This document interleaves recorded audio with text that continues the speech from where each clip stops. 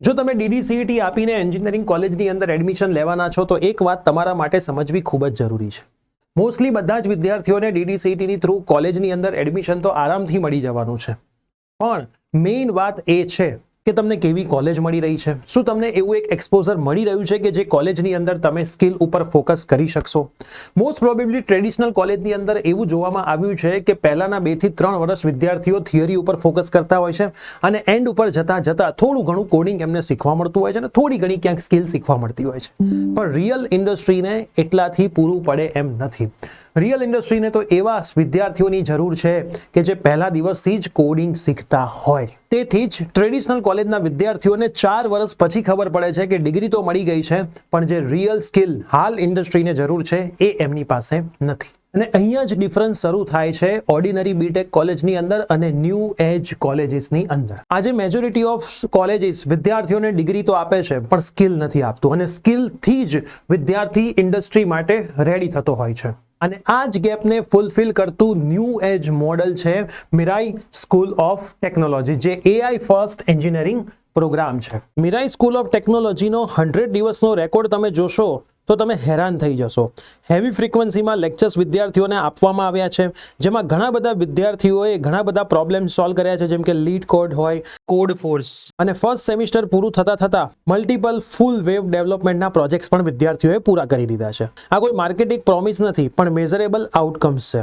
In fact times of India ET change મેકર્સે મિરાઈને recognize કર્યું છે as a leader in new age tech education in AI and ML. આ validation proof એ છે કે અહીંયા વિદ્યાર્થીઓને બુક માટે સીમિત નથી કરવામાં આવતા, પણ ફ્યુચર પર બિલ્ડ કરવામાં આવે છે. ઓર્ડિનરી કોલેજની અંદર વિદ્યાર્થીઓને બેઝિક ઇન્ફ્રાસ્ટ્રક્ચર આપવામાં આવે છે, પરંતુ અહીંયા વિદ્યાર્થીને ફર્સ્ટ દિવસથી જ મેકબુક આપવામાં આવે છે, જેથી એ એની કોડિંગની જર્ની ડે 1 થી શરૂ કરી. ટ્રેડિશનલ કોલેજની અંદર આઉટડેટેડ લેબ હોય છે, પરંતુ અહીંયા વિદ્યાર્થીને એક્સેસ મળે છે પ્રીમિયમ AI ટૂલ્સનો, જેમ કે જેમિનાઈ પ્રો, GIT હબ કો.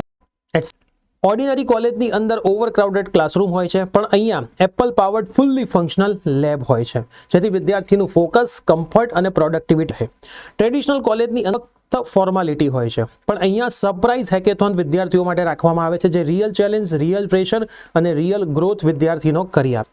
અહીંયા એડમિશન પણ લિમિટેડ જ હોય. અહીંયા વિદ્યાર્થીઓ માટે સરપ્રાઇઝ હેકેથોન, આઈડિયાથોન વગેરે રાખવામાં આવે છે, જેથી વિદ્યાર્થી રિયલ વર્લ્ડ પ્રોબ્લેમ્સના સોલ્યુશન જાતે બિલ્ડ કરી શકે છે. સાથે સાથે અહીંયા 4 એક્ટિવ ક્લબ્સ છે, જ્યાં કોડિંગ, સ્ટાર્ટઅપ, સ્પોર્ટ્સ અને કલ્ચરલથી વિદ્યાર્થીઓનું પૂરેપૂરું એકેડેમિક્સ બેકગ્રાઉન્ડ ગ્રો થાય છે. હવે જો વાત આવે ટ્રસ્ટની, તો મિરાઈનું કરિક્યુલમ હોય, ફેકલ્ટી હોય કે સ્ટુડન્ટ્સ આઉટકમ હોય, દરેક વસ્તુ B2K ઓડિટ ઇન્ડિપેન્ડન્ટલી વેરીફાઈ કરેલું છે. મિરાઈના આ વિઝનની પાછળ છે ઇન્ડસ્ટ્રી એક્સપર્ટ એવા ફાઉન્ડર અર્પિત શારદા, જે x JP Morgan bits Pilani, અને ફાઉન્ડિંગ મેમ્બર્સ વરુણ કોહલી અને કાર્તિક માથુર, જે કો ફાઉન્ડર છે કોડિંગ બ્લોક્સના. એમણે સાથે મળીને 2.5 લાખથી વધારે એન્જિનિયર્સને રેડી કર્યા છે, જે હાલ ગૂગલ, મેટા અને એમેઝોન જેવી મોટી કંપનીની અંદર કામ કરી રહ્યા છે. હવે તમને થતું હશે કે મિરાઈની અંદર બધા જ માટે એન્ટ્રી છે.